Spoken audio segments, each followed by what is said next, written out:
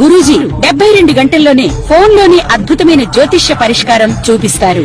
నమ్మండి, నమ్మకపోండి, ఇది నిజం. శ్మశాన కాళి రుద్ర చౌడీదేవి ఆరాధకులు నంబర్ 1 వశీకరణ స్పెషలిస్ట్ గురూజీ. మనిషి పుట్టుక నుండి చనిపోయే వరకు వచ్చే అన్ని క్లిష్టమైన సమస్యలకు పరిష్కారం ఇక్కడ లభిస్తుంది. విద్య, ఉద్యోగం, వ్యవహారం, స్త్రీ ప్రేమ, పెళ్లి, సంతానం, స్త్రీ పురుష వశీకరణం, భూవశం, భార్యాభర్తల కలహాలు, కోర్టు సమస్యలు, విడాకుల సమస్యలు, చేతబడి, అప్పుల బాధ, ఇంకా మీకు ఎలాంటి సమస్యలు ఉన్నా 72 గంటల్లోనే. జై శ్రీమన్నారాయణ. నేను మీ ఐకాన్ ఆస్ట్రాలజర్ గట్టుపల్లి సురేష్ బాబు. మనకి ఈరోజు ఒక చిన్న విషయం మాట్లాడాలని చెప్పేసి వచ్చాను. అయితే ముఖ్యంగా ప్రతి ఒక్కరు కూడా గమనించవలసినటువంటి ఒక విషయం, గ్రహాల యొక్క స్థితిగతులు అవి మారుతూనే ఉంటాయి. ఎక్కడా కూడా గ్రహాలు అనేది ఆగిపోయి కానీ స్తంభించి కానీ ఉండవు. కాబట్టి గ్రహాలు స్థానాలు చలన చేస్తూ ఉంటాయి. వాటి పరిధిలో అవి వాటి కాలక్రమేణాగా ఏ టైంలో ఏ సమయంలో ఏ గ్రహం ఏ స్థానంలోకి వెళ్ళాలో ఆటోమేటిక్గా వెళ్తూ ఉంటుంది. దాన్ని మార్చేటువంటి యుక్తి కానీ దాన్ని మార్చేటువంటి శక్తి కానీ అయితే ఆస్ట్రాలజర్స్ దగ్గరగానో గురువు దగ్గరగానో పీఠాధిపతుల దగ్గరగానో ఎవరి దగ్గర కూడా లేదు. ఆ గ్రహాల యొక్క మార్పు వలన మన మానవాళిలో కొంతమేర మార్పులు అయితే సహజంగా వస్తూ ఉంటాయి. ప్రకృతిలో మార్పులు అనేది గ్రహాల యొక్క స్థితిగతుల వలన వస్తూ ఉంటాయి. అందువలన మనకి ఏదో గండాలు వస్తున్నాయి, ఏదో జరిగిపోతుంది, ఏదో కోట్ల రూపాయలు నష్టపోతాము, గండాలు వచ్చేసి మనం అందరం యాక్సిడెంట్లు పోతాము, అగ్ని ప్రమాదాలు అవుతాయి, ఫ్లైట్ యాక్సిడెంట్ అయ్యిద్ది. ఇవన్నీ కూడా ఇప్పుడు మనం ఒకటి గమనించుకోవాల్సిన విషయం. ముఖ్యంగా ఒకటి చెప్తాను. ఒక బస్సు ఉంటుంది, ఒక 50 నుంచి 60 మంది బస్సులో ఎక్కుతారు. ఈ బస్సులో ఎక్కిన వారికి మంచి శని భగవానికి అశుభ దృష్టి ఉంటుంది, దారిద్ర్యం ఉంటుంది, ఇతనికి రాహు సంబంధించినటువంటి అశుభ దృష్టి ఉంటుంది, ఇతనికి గండం ఉంటుంది. ఓకేనా? ఇతనికి ఒక గండం ఉంది. ఈ గండం ఉన్న వ్యక్తి 60 మంది ఉన్నటువంటి బస్సులో లేదా 45 మంది ఉన్నటువంటి బస్సులోకి ఎక్కున్నాడు. ఎక్కున్నప్పుడు ఇతని డ్రైవర్ ఎవరైతే ఉన్నారో ఇతను బస్సు ఎక్కినటువంటి డ్రైవర్కి శని భగవాని యొక్క అశుభ దృష్టి కాదు, శుభ దృష్టి బాగా ఉంది. అతనికి ఈ పూజలు, యజ్ఞ, యాగ, హోమాలు, జపతపాలు చేసుకోడు. తను వృత్తిని నమ్ముకొని ప్రతినిత్యము కూడా ప్రతి నిమిషము కూడా వృత్తికి నమస్కారం చేసుకొని, నా వెనక చాలామంది ఉన్నారు, నేను చేసేటువంటి డ్రైవింగ్ చాలా పర్ఫెక్ట్గా ఉండాలి, జాగ్రత్తగా ఉండాలి, నా వెనక వాళ్ళు ముందు వాళ్ళు చాలా జాగ్రత్తగా వెళ్ళాలి, గమ్యానికి తీసుకెళ్ళాలి వీళ్ళందరని చెప్పేసి ప్రతిరోజు కూడా ఉదయించే సూర్యుడికి నమస్కారం చేసుకుంటాడు. తను ఎక్కినటువంటి వాహనానికి నమస్కారం చేసుకుంటాడు. చేసుకొని ఎక్కేసి మనస్ఫూర్తిగా తనకి ఆత్మ సంతృప్తితో మనస్ఫూర్తిగా తను ఉండి బస్సు డ్రైవ్ చేస్తూ ఉంటాడు. ఆ బస్సులో దారిద్ర్యులు ఉన్నప్పటికీ కూడా ఎక్కడైతే గమ్యం ఉందో ఆ గమ్యానికి చెరువులోకి వెళ్తాడు. ఎందుకంటే తనకి నడిపేటువంటి డ్రైవర్కి అదృష్టం ఉంటుంది, లేదా పక్కన కూర్చున్న అదృష్టం ఉంది కాదు. ఆ గండం అనేది తనకి తప్పిపోయింది. తను ఏం పూజలు, హెగ్ర, యాగాలు ఏం చేయడు. సేమ్ ఇదే స్టోరీ. అదే వ్యక్తి ఏదైతే శని భగవాన్ అశుభ దృష్టి, రాహుకేతువుల అశుభ దృష్టి, చాతపడి, హిప్నాటిజం, బ్లాక్ మ్యాజిక్, వశీకరణం అన్నీ అయిపోయేసి జాతకంలో చూసినప్పుడు గండం ఉంది అని చెప్పేటువంటి వ్యక్తికి అతను మునుపటి రోజున లేకపోతే మునుపటి మాసంలో అంటే వెనకపోయినటువంటి మాసంలో యజ్ఞ, యాగ, హోమ, జప, తప ఎన్నో రకాలైనటువంటి దానాలు, ధర్మాలు, ఎన్నో రకాలైనటువంటి పుణ్య కార్యక్రమాలు చేస్తున్నాడు. ఇదే బస్సు డ్రైవర్ సేమ్ ఇదే దానిలో ఉంటుంది. ఉండగా అతను గండాలు తప్పించుకోవడానికి చేసినటువంటి లక్షల రూపాయలు ఖర్చు పెట్టి యజ్ఞయాగాలు చేయించుకున్నాడు. ఈ వ్యక్తి బాగాలేని దశలు బాగాలేనటువంటి వ్యక్తి, నక్షత్రాలు బాగాలేని వ్యక్తి చేయించుకొని అదే బస్సు ఎక్కి ఉన్నాడు. ఇక్కడ ఉండే వాళ్ళకి సేమ్ అదే అదృష్టం ఉంటుంది. వాళ్ళు ఎలా ఉన్నారో అదే స్థితిగతుల్లో ఉంటారు. ఈ వ్యక్తి వెక్కగానే అంటే ఈ వ్యక్తి కూడా అదే బస్సులో ఎక్కుతాడు. ఆల్రెడీ పూజలు చేయించుకొని ఉన్నాడు. ముందుకు వెళ్ళగానే యాక్సిడెంట్ అయింది. ఆ ఒక్క వ్యక్తి తప్పనే కాదు, ప్రతి ఒక్కరికి యాక్సిడెంట్ అయింది, అందరికీ కూడా దెబ్బలు తగిలినాయి. ఇప్పుడు మనం ఆలోచించాల్సింది ఏంటి విషయం? మనలో ఉన్నటువంటి కర్మ, మనలో ఉన్నటువంటి క్రామక్రోధాలు, మనలో ఉన్నటువంటి ఆ సమయము, గడియలు తప్పించడానికి మన వంతు కాదు. ఎందుకంటే మనము ఏది చేసినా కూడా ఉపశమనం మాత్రమే చేసుకోవాలి. అలానే మనం చేసేటువంటి క్రియ ఏదైతే ఉందో అప్పు తీసుకొచ్చి చేయకూడదు. మనకి ఏదైతే మనకి వీలవుతుందో, మన దగ్గర రూపాయి ఉందా అంటే ఆ రూపాయికి సంబంధించినటువంటి దానాలు, ధర్మాలు, యజ్ఞ, యాగ, హోమ, జపాలు, తపాలు చేసే అవసరం లేదు. భగవంతుని యొక్క నామం దలుచుకుంటూ మనం చేసేటువంటి పుణ్యకార్యాలు చేసుకుంటూ ఉంటే సరిపోతుంది. ఒకరిని దూషించకుండా, ఎదుటి వాళ్ళని అనకుండా, మనకి ఏదైతే మంచి పని అనిపిస్తుందో ఎదుటి వారికి సహాయం చేయకపోయినా సరే మన బాధ్యత మనకి నచ్చినట్టు విధంగా ఉంటే సరిపోతుంది. అదేవిధంగా మనము చేయించిన యజ్ఞయాగాలు అతనికి ఏమైనాయండి? ఆ రోజు ఏమైపోతున్నాయి? అప్పు తీసుకొచ్చి మరీ చేశాడు, అప్పు మిగిలిపోయింది, అప్పు కట్టాల్సి వచ్చింది. ఎప్పుడు కూడా ఒకటి గుర్తుపెట్టుకోండి. ఇప్పుడు ఎందుకు చెప్పాల్సి వచ్చింది ఈ స్టోరీ అంతా అంటే,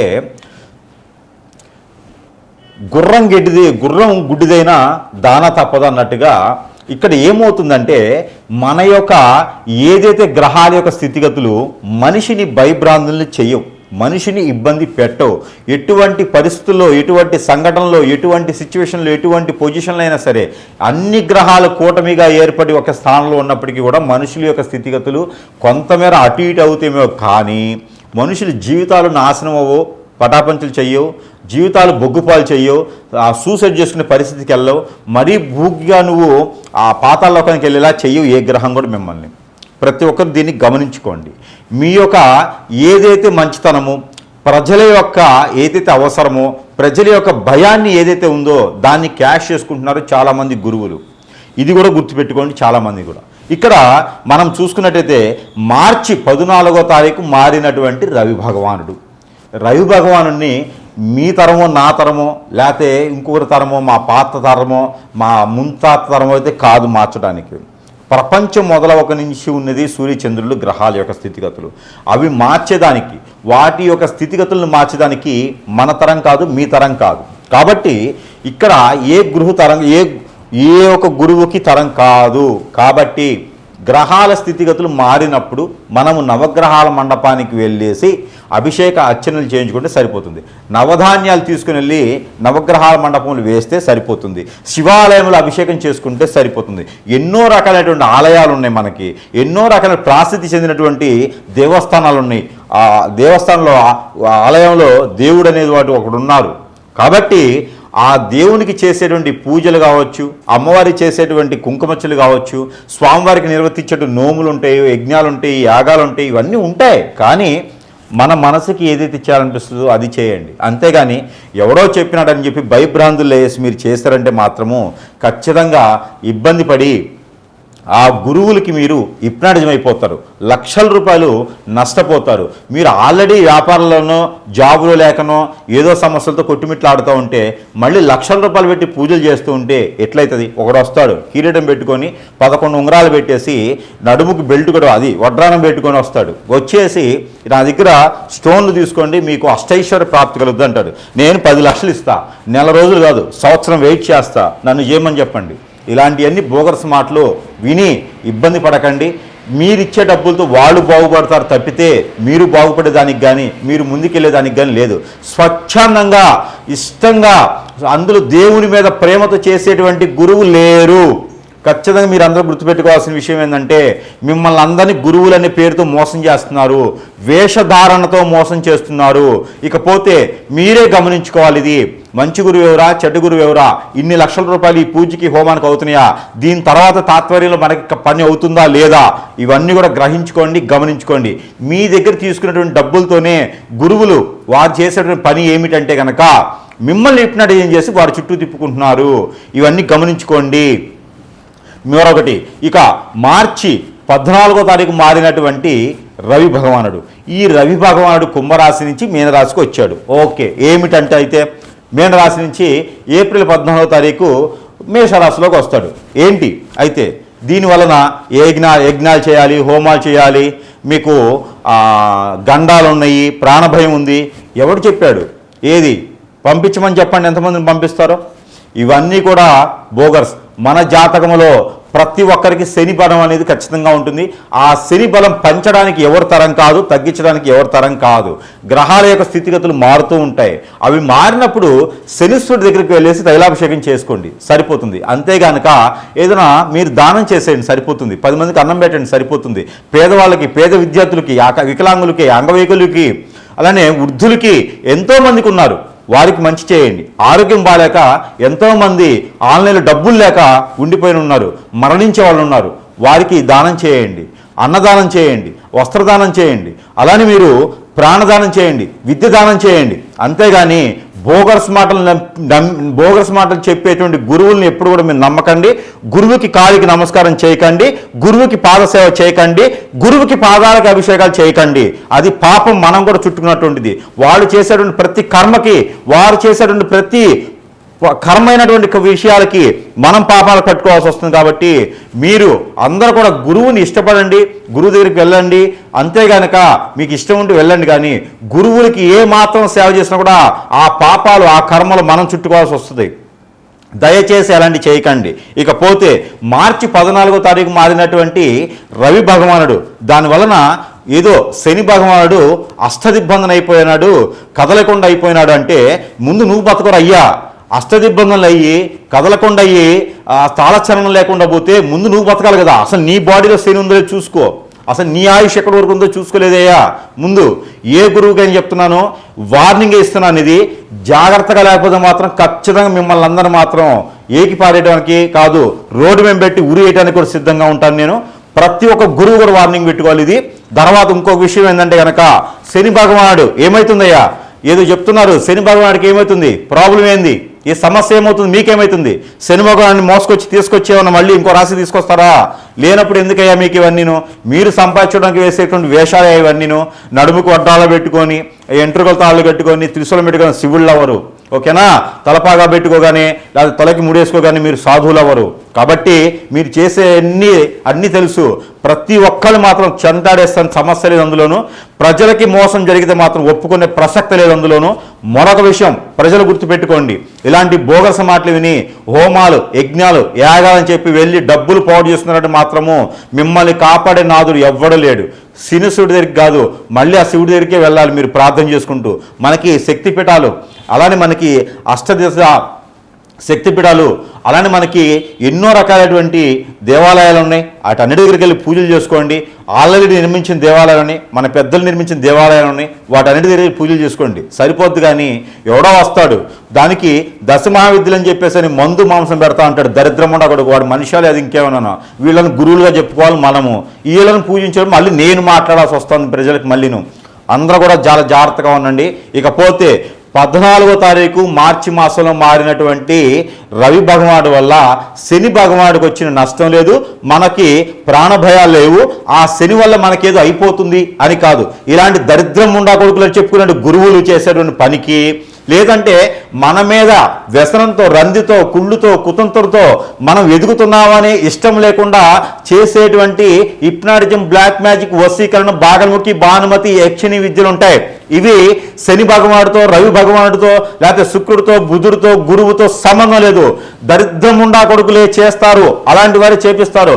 మన ఎదుగుదల ఇష్టం లేకుండా మనం హతాచుకుపోవాలి, మనం నాశనం అవ్వాలి, మనం అష్టదిబ్బతులు పాలవ్వాలి, మనం ఏ పని చేసినా ముందుకు వెళ్ళకూడదని చెప్పి చేపించేటువంటి వారు, చేసేటువంటి వారు, వారి వల్లనే మనం నష్టపోతున్నాము. వాటికి విరుడుగా మనం మంచి గురువు దగ్గరికి వెళ్తే వారికి సరైనటువంటి రీతిలో మనకి జరిగినటువంటి నష్టానికి ఆ సరైనటువంటి పద్ధతిలో చేసేటువంటి విధానం ఉంటుంది. ఇది అందరూ గమనించుకోవాలి సుమి. అంతే గనక లక్షల రూపాయలు పెట్టి యజ్ఞయాగాలు, లక్షల రూపాయలు పెట్టి కామాఖ్య దగ్గర పూజలు చేయించకూడదు.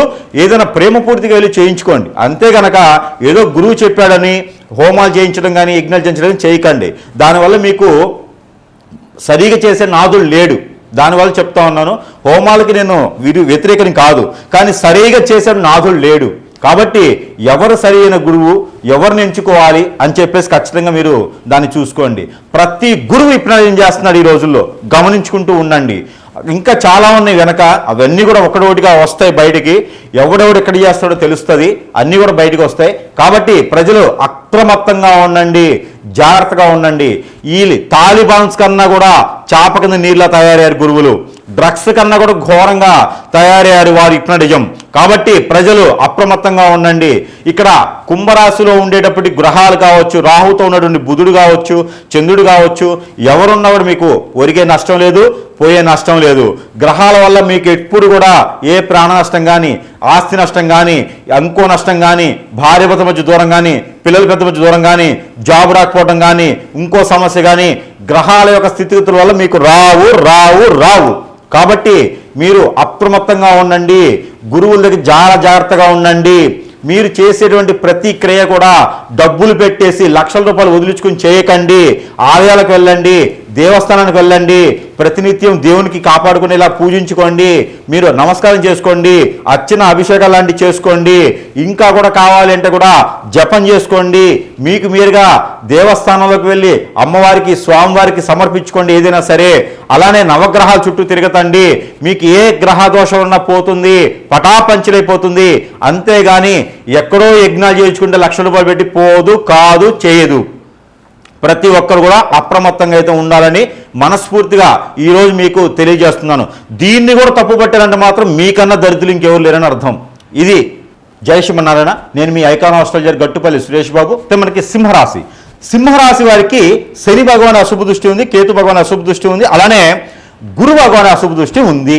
ఓకే, వాటికి ఏదైనా దానం చేస్తేనో, ఏదైనా పూజ చేస్తేనో, ఏదైనా నోము నోచుకుంటేనో, ఏదైనా వ్రతం నోచుకుంటే సరిపోతుంది. సత్యనారాయణ స్వామివారి వ్రతం నోచుకోండి, దత్తాత్రేయ స్వామివారికి అభిషేకం చేసుకోండి, పట్టు వస్త్రాలు సమర్పించుకోండి. స్వామివారి ఆలయాలు అనేకంగా ఉన్నాయి. మన ఇంటి పక్కనే ఉన్నాయి, ఇంటి వెనక ఉన్నాయి, ఇంటి ముందు ఉన్నాయి, ఇంటికి ఇటు పక్క ఉన్నాయి, ఇంటికి కొంచెం దూరంలోనే ప్రాచీన చెందిన ఆలయాలు ఉన్నాయి. అక్కడ అర్చకులు వారు ఉంటారు. వారి వద్దకు వెళ్ళి మన సమస్యకు పరిష్కారంగా పూజ చేసుకోండి, అర్చన చేసుకోండి, అభిషేకం చేసుకోండి, పట్టు వస్త్రాలు సమర్పించండి, నైవేద్యం పెట్టండి, మీకు నచ్చిన నైవేద్యం పెట్టండి. ఎవడో గురువు చెప్పాడు శని భగవానుడు మారాడంట. శని భగవాన్ ఎక్కడికి మారాడయ్యా? మీనరాశిలో ఉన్నాడు. మీనరాశిలో చంద్రుడు వచ్చాడు. నువ్వు ఆపుతావా చంద్రుడిని? దారం గట్టి లాగుతావు ఏమన్నా? గాలిపటలాగా, పతంగులాగా గారం గట్టి ఏమన్నా చంద్రుడు లాగుతావు? నువ్వు సూర్యుడు చంద్రుని ఏమన్నా లాగినప్పుడు ఎందుకయ్యా మీరు ఏమి సాధించాలి? జనాల్ని భయభ్రాంతులు చేసి. గురువులు అటువంటి వాడు జనానికి మంచి చెప్పాలి, ఉపదేశం చేయాలి, జనానికి మంచి చెప్పేటువంటి యోచన ఉండాలి. మీకు తెలియకపోతే రాకపోతే నా దగ్గర రండి, నేర్పిస్తాను. గ్రహాలు ఏ గ్రహం ఎక్కడ ఉంటే ఏమవుతుంది అనేది తెలుసుకోండి ముందుగా. మీకు బుక్ నాలెడ్జ్ ఉంది కదా, బుక్లో చదువుకోండి అయ్యా. జనాన్ని ఎందుకు భయభ్రాంతులు చేసి, ఎక్కడ బలిపీఠాలు చేసి, ఎక్కడ బలిపీఠం దగ్గర పూజలు చేపిస్తున్నారయ్యా మీరు? ఎక్కడ ఎవరిని బలి చేయాలయ్యా మీరు? ఎందుకు జనాన్ని సొమ్ముతో ఇచ్చేస్తారు? పాపాలు తగిలిపోతారా బైబు? పాపాలు తగిలిపోతారు. ఇక ప్రజలు కూడా అప్రమత్తంగా ఉండండి. తాలిబాన్స్ కన్నా కూడా ఘోరంగా తయారయ్యారు గురువులను చెప్పుకునే వాళ్ళు. అలానే చాపక లాగా డ్రగ్స్ కన్నా కూడా చాలా ఘోరంగా తయారయ్యారు. అప్రమత్తంగా లేకపోతే మాత్రము ఖచ్చితంగా ఒంటి మీద బట్టలు కూడా తీసిపోతారు గురువులు. అట్లా తయారయ్యారు. గురువులు ఎవరికి పాదసేవ చేయకండి అయ్యా, దయచేసి. గురువులు ఎవరికి పాదాలకు నమస్కారాలు చేయకండి. గురువు అనేటువంటి మంచి చెప్పేటువంటి బోధన చేయాలి. లేకుంటే వానికి గురువే కాదు, మీకు భయప్రాంతం చేసేవాడు గురువు ఏంటయ్యా? నా దగ్గర 1,00,000 రూపాయలు ఇచ్చి హోమం చేయించుకుంటే నీకు మంచి అవుతున్నాడు గురువు అయ్యా. అలానే ఏదో మాంసం పెట్టండి దేవుని దగ్గర ఉండేవాడు గురువు అయ్యా. అలాంటి గురువులు నమ్మకండి, మీరు ఇబ్బంది పడుతూ ఉంటారు. ఇకపోతే సింహరాశి వారికి అనుకున్న పనులు ముందుకు వెళ్ళట్లేదు. ఎందుకు వెళ్ళడంటే ఇక్కడ శనీశ్వరుడు, శని భగవానుడు మీనరాశిలో ఉండడం వలన వీరికి కొంచెం శని భగవానుడు అశుభ దృష్టి ఉంది. ప్రతినిత్యం అవసరం లేదు, వారానికి ఒక రోజున శనీశ్వరుడికి తైలాభిషేకం చేసుకోండి. ఎవరికైనా విద్యాదానం చేయండి, ఎవరికైనా లేని వాళ్ళకి అన్నదానం చేయండి. మంచి చైతన్యవంతులు అవుతారు. దుప్పట్ల దానం చేయండి, బట్ట దానం చేయండి, వస్త్రదానం చేయండి. మీకు ఎనడు లేనటువంటి ఆస్తులు వస్తాయి, సంపద వస్తుంది. ఆరోగ్యం క్షీణించేటువంటి వారు ఏదైనా మీకు ద్రవ్యాలు దానం చేయండి. చెరుకు రసమా, మామిడి రసమా, సీతాఫల రసమా, దానిమ్మ రసమా దానం చేయండి ఎవరికైనా. మీకు ఎన్నో రకాలైనటువంటి ఆర్థిక సమస్యలు, ఆరోగ్య సమస్యలు బయటపడతారు. అంతేగాని ఎవరో చెప్పారని చెప్పేసి మీరికైనా ఉండాలి కదయ్యా కొంచెం. సింహరాశి వారికి ఎంతో నాలెడ్జ్ ఉంటుంది, ఎంతోమందికి ఉపాధి అవకాశాలు కల్పిస్తూ ఉంటారు, ఎన్నో ఇండస్ట్రీలు స్టార్ట్ చేస్తూ ఉంటారు, ఎన్నో రకాలైనటువంటి వనరులు మీకు ఉంటాయి. ఇవన్నీ కూడా పోగొట్టుకొని ఎవరో గురువు చెప్పారని చెప్పేసి అని ఆందోళన చెందుతూ మీకున్నటువంటి పనులన్నీ మానుకొని లేదా ఏం చేయకండి. మీకు అన్ని పనులు సానుకూలంగా అవుతాయి. గ్రహాల స్థితిగతులు మీకు ఏం చేయవు. గ్రహాలు సానుకూలంగా ఉంటే చాలు. మీకు నేను చెప్పినటువంటి దానాలు చేసుకోండి, అదృష్టవంతులు ఖచ్చితంగా అవుతారు. ఏప్రిల్ 14వ తారీఖు లోపు మీరు ఏదో ఒకటి నేను చెప్పిన వాటి దానమో ధర్మమో చేయండి. ఏదైనా ఆలయానికి వెళ్ళండి, దత్తాత్రేయ స్వామివారికి చేసుకోండి. ఇలాంటివి చేసుకుంటే మీకు సరిపోతుంది తప్పితే ఏ హోమం చేపిస్తే కూడా గురువు డబ్బులు వస్తే తప్పితే మీకేం రావయ్యా. ఇలాంటి అప్పులు తెచ్చి మీరు ఏం చేయకండి, ఏం అవసరం లేదు.